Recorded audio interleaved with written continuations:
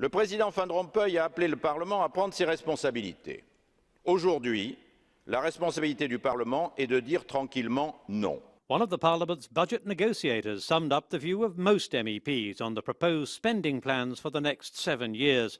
When EU leaders decided to reduce the cost of the period from 2014 to 2020 to €959 billion, with payments limited to €908 billion, it meant slashing spending on a number of key projects, including those aimed at relieving poverty and stimulating growth. The 2020 strategy includes really detailed targets on poverty reduction.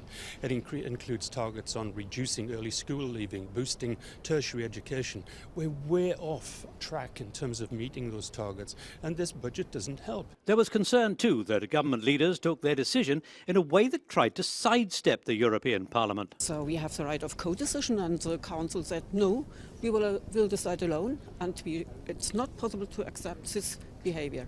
Some members admitted they'd come under pressure from their parties back home to back the deal, and even so, those supporting the budget cuts were in a minority. Many in this chamber seem to think that our member states should raise more taxes or borrow more money just to hand it over to the EU so they can have a bigger budget and we can spend even more.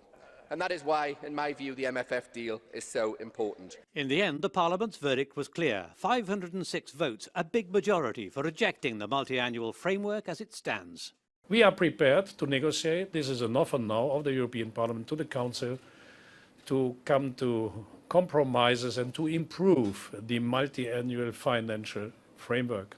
This vote is not the end. Member state governments will resist paying more, but MEPs demand more flexibility and a revision during the 7-year term.